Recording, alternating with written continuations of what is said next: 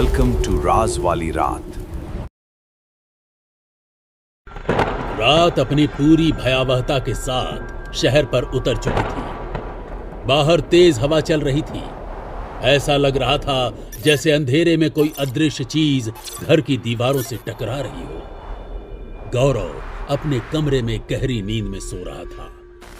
कमरे में सिर्फ एक हल्की पीली रोशनी जल रही थी और दीवार पर उसकी मां की पुरानी तस्वीर टंगी हुई थी।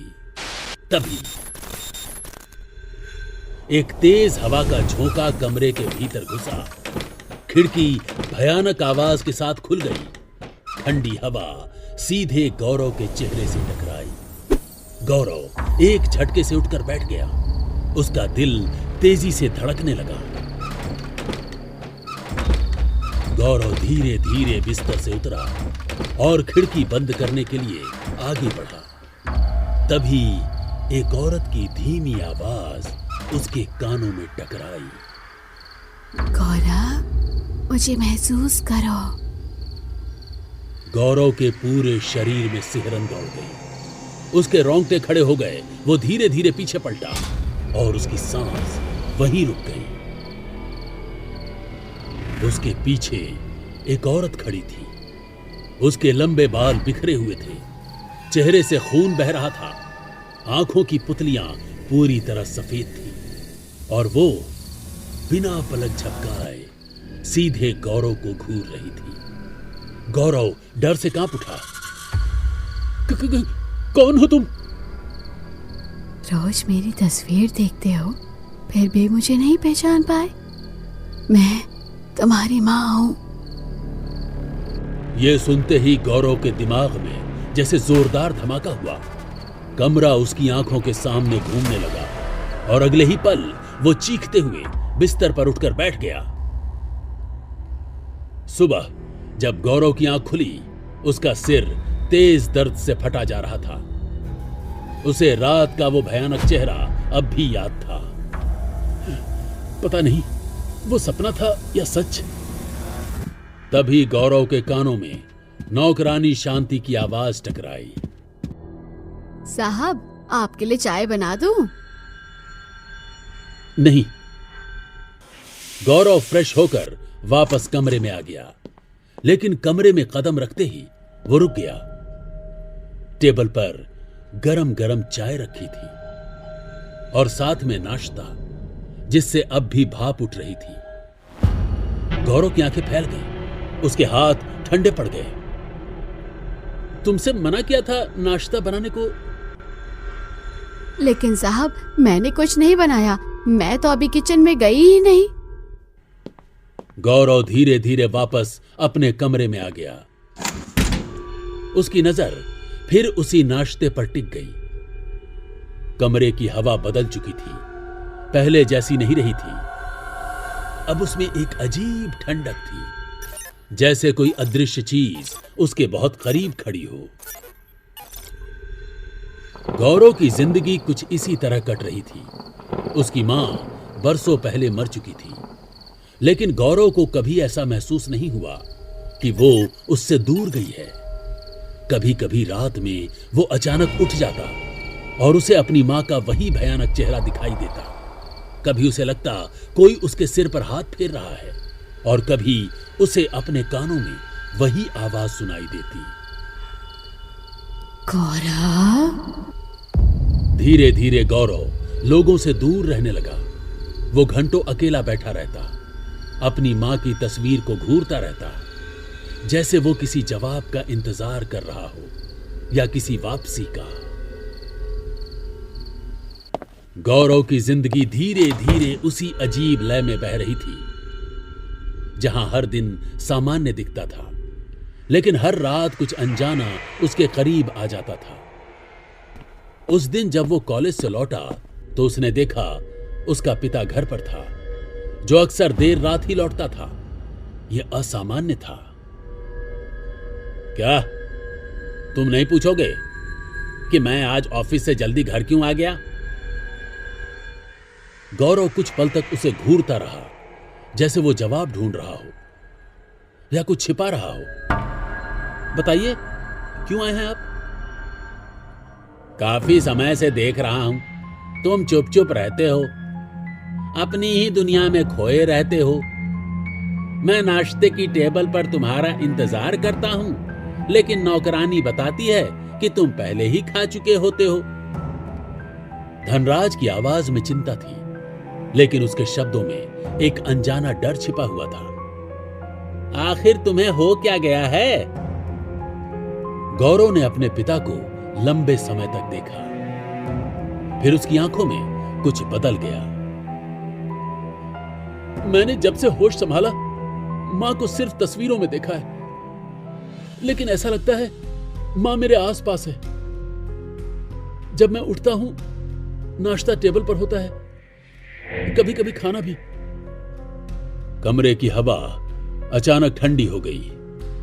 मुझे लगता है वो मेरे पास खड़ी होती हैं। बस अपने आप को संभालो, इससे पहले कि तुम्हें इलाज की जरूरत पड़ जाए। मैं कई बार कह चुका हूं, तुम्हारी मां की मौत हार्ट अटैक से हुई थी। इतना कहकर धनराज उठ गया। उसके कदमों की आवाज कमरे में गूंजती रही, जैसे वो किसी सच से भाग रहा हो। अगले दिन गौरव कॉलेज पहुंचा, लेकिन उसका मन अब भी उसी सवाल में अटका था। तभी राहुल उसके पास आया। क्या बात है? गौरव ने कुछ देर उसे देखा और फिर सब कुछ बता दिया। इस तरह तू पागल हो जाएगा। मैं एक जगह जानता हूं, शहर के पास जंगल में एक तांत्रिक रहता है, हर समस्या का हल करता है। उस रात गौरव सो नहीं पाया। राहुल की बात उसके दिमाग में घूमती रही। जंगल, तांत्रिक और सच। अगली सुबह आसमान काले बादलों से भर चुका था। हल्की बारिश हो रही थी। गौरव बाइक लेकर निकल पड़ा। जंगल की तरफ बढ़ते हर मोड़ के साथ सड़क सुनसान होती गई और हवा भारी। कुछ देर बाद उसे जंगल के बीच एक पुरानी कॉटेज दिखाई दी। उसके बाहर अजीब चिन्ह बने हुए थे। सूखी नींबू, मिर्च, राख और लाल धागे हवा में हिल रहे थे। अंदर हल्का धुआं फैला हुआ था। दीवारों पर अजीब आकृतियां बनी थी, जैसे कोई साधना नहीं बल्कि किसी को बांधने की कोशिश की गई हो। तांत्रिक सामने बैठा था। उसकी आंखें गहरी थी और सीधे गौरव को भेद रही थी। तुम्हारी समस्या तुम्हारी मां है। गौरव का दिल धड़कने लगा। तुम जानना चाहते हो उसकी मौत कैसे हुई, और जो तुम्हें महसूस होता है वो सच है या भ्रम? हो, आज रात आधी रात के बाद आना। हाँ। आधी रात जंगल पूरी तरह जाग चुका था। गौरव फिर कॉटेज में दाखिल हुआ। तांत्रिक पहले से तैयार बैठा था। जमीन पर एक गोल घेरा बना था। उसमें राख, खून जैसे निशान और बीच में जगह खाली थी। यहां बैठो, यहां। गौरव घेरा के भीतर बैठ गया। तांत्रिक ने उसका हाथ पकड़ा। मेरा हाथ मत छोड़ना, तुम आत्माओं की दुनिया में जाओगे, और अगर हाथ छूट गया तो तुम हमेशा के लिए हकीकत और भ्रम के बीच फंस जाओगे। तांत्रिक ने मंत्र पढ़ना शुरू किया। उसकी आवाज गहरी होती गई, तेज और भारी। गौरव को चक्कर आने लगे। कमरा घूमने लगा, दीवारें हिलने लगी, और अगले ही पल उसकी चेतना अंधेरे में गिरने लगी। अंधेरे की गहराई में गिरते हुए गौरव की चेतना अचानक थम गई। जब उसकी आंख खुली, वो अब उस दुनिया में नहीं था जहां इंसान रहते हैं। चारों ओर घना कोहरा फैला हुआ था। ऐसा कोहरा जो आंखों को नहीं, आत्मा को ढक ले रहा था। उसके सामने बहुत सी आकृतियां खड़ी थी। वो इंसान नहीं थे, वे अधूरी मौतें थी। किसी का चेहरा आधा फटा हुआ था, मांस लटक रहा था। किसी की आंखों से खून बह रहा था। किसी का जबड़ा पूरी तरह अलग होकर नीचे झूल रहा था। और सब एक साथ गौरव को घूर रहे थे। उनकी आंखों में एक ही सवाल था, तू यहां क्यों आया है? गौरव कांप उठा। उसकी आत्मा तक ठंडी पड़ गई। हाथ मत छोड़ना मेरा। ये सब अधूरी आत्माएं हैं जिन्हें या तो किसी ने मारा है या जो दर्दनाक मौत मरी हैं। गौरव ने फिर उन चेहरों की तरफ देखा। अब वे उसे बुला रहे थे, धीरे धीरे हाथ बढ़ाते हुए, जैसे उसे अपने बीच खींच लेना चाहते हों। तभी कोहरे के भीतर एक आकृति उभरी, सफेद, शांत और जानी पहचानी। वो उसकी मां थी। मां? गौरव की आंखें भर आईं। तांत्रिक उसे उस आकृति के करीब ले गया। मां ने उसे देखा, लेकिन उसके चेहरे पर मां जैसी ममता नहीं थी। कुछ और था, कुछ ठंडा, कुछ अधूरा। मां, मुझे हमेशा लगता है तुम मेरे पास हो। बताओ, तुम्हारी मौत कैसे हुई? देखने से बेहतर खुद देख लो। अचानक उसने अपने ठंडे हाथों से गौरव की आंखें ढक दी और दुनिया बदल गई। जब गौरव ने आंखें खोली, वो अपने ही घर में था। सब कुछ सामान्य था, लेकिन हवा वैसी नहीं थी। ये अतीत है। जो तुम देख रहे हो बीत चुका है। जो भी देखो, हाथ मत छोड़ना। गौरव ने देखा उसकी मां किचन में खाना बना रही थी और डाइनिंग टेबल पर उसका पिता नशे में डूबा बैठा था। ये क्या बनाया तुमने? घटिया खाना। ये क्यों नहीं कहते कि तुम्हें अपनी सेक्रेटरी से प्यार हो गया है? शब्द अब वार बन चुके थे। झगड़ा बढ़ता गया, आवाजें तेज होती गईं और अचानक धनराज ने चाकू उठा लिया। पहला वार, खामोशी टूट गई। दूसरा वार, खून फैल गया। तीसरा वार, एक रिश्ता खत्म हो गया। गौरव तड़प उठा, पापा, मां को छोड़ दीजिए। मना किया था, हाथ मत छोड़ना। लेकिन गौरव अपने आप को रोक नहीं पाया।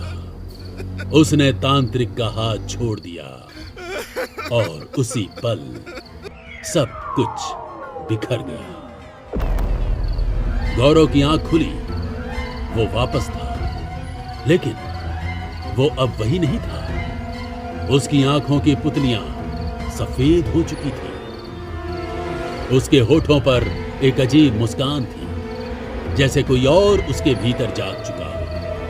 वो धीरे धीरे उठा, डाइनिंग टेबल की ओर बढ़ा, चाकू उठाया और अपने पिता के कमरे की ओर चल पड़ा। ये क्या है गौरव? गौरव रुका नहीं। उसके गले से दो आवाजें निकली, एक उसकी और एक उसकी मां की। सच्चाई बता दी है, अब तू भी बचेगा नहीं। और अगले ही पल चाकू फिर चला, बार बार ठीक उसी तरह जैसे पहले चला। जब गौरव की आंख खुली, सब खत्म हो चुका था। उसके पिता की लाश खून से लथपथ पड़ी थी और उसके हाथ खून से रंगे हुए थे। यह सबूत काफी है, खून तुम नहीं किया है। गौरव चीखा, लेकिन अब उसकी आवाज कोई नहीं सुन रहा था। उम्र कैद, अब यही उसकी दुनिया थी। सबसे अजीब बात, अब उसे अपनी मां की मौजूदगी महसूस नहीं होती थी। उसका काम पूरा हो चुका था। रात फिर उतर चुकी थी, लेकिन यह रात बाकी रातों जैसी नहीं थी। यहां अंधेरा बाहर नहीं, अंदर था। गौरव सलाखों के पीछे बैठा था, सिर झुका हुआ, आंखें खाली, जैसे उसके भीतर अब कुछ बचा ही नहीं था। अचानक हवा बदल गई, ठंडी और भारी, जैसे किसी ने कोठरी के अंदर कदम रखा हो। टप टप टप, पानी की बूंदों की आवाज अब और पास आ रही थी। और फिर एक आवाज, गहरी, धीमी, लेकिन सीधी आत्मा को चीर देने वाली। मना किया था, हाथ मत छोड़ना। गौरव का शरीर एक झटके से कांप उठा। उसने धीरे धीरे सिर उठाया। सलाखों के बाहर कोई खड़ा था, वही तांत्रिक। लेकिन उसकी आंखें अब आंखें नहीं थी, खाली गड्ढे थे। उसके चेहरे पर कोई भाव नहीं था, जैसे वो जिंदा नहीं, सिर्फ मौजूद हो। गौरव की आंखों से आंसू बहने लगे। मुझे यहां से निकालो। तांत्रिक धीरे धीरे मुस्कुराया, लेकिन वो मुस्कान मानव नहीं थी। अब न तुम सच में हो न झूठ में, तुम वहीं हो जहां हर चीज दिखती है लेकिन कुछ भी होता नहीं। अगले ही पल तांत्रिक गायब हो गया, जैसे वो कभी था ही नहीं। कोठरी फिर शांत हो गई, लेकिन इस बार सन्नाटा अलग था। इस बार वो खाली नहीं था। गौरव ने धीरे से अपने हाथों को देखा। उन्हीं हाथों पर अब भी खून था, या शायद वो सिर्फ उसे दिख रहा था। उसने दीवारों की तरफ देखा जहां उसकी परछाई थी, लेकिन वो परछाई उसकी हरकतों से मेल नहीं खा रही थी। वो खड़ा हुआ, पर उसकी परछाई बैठी रही। उसने आंखें बंद की और फिर खोली। अब वो कोठरी में नहीं था, वो फिर उसी जंगल में था जहां आत्माएं उसे घूर रही थी, और बीच में उसकी मां खड़ी थी। क्या वो सच में जेल में था, या अभी भी उसी रात में फंसा हुआ था जहां उसने तांत्रिक का हाथ छोड़ा था? कहते हैं कुछ फैसले सिर्फ एक पल के होते हैं, लेकिन उनकी सजा जिंदगी भर चलती है। और कभी कभी तुम जिंदा होते हुए भी मर जाते हो, या मरने के बाद भी जागते रहते हो। तो सोचो, गौरव अभी कहां है? जेल में, जंगल में, या सिर्फ अपने ही बनाए हुए भ्रम में?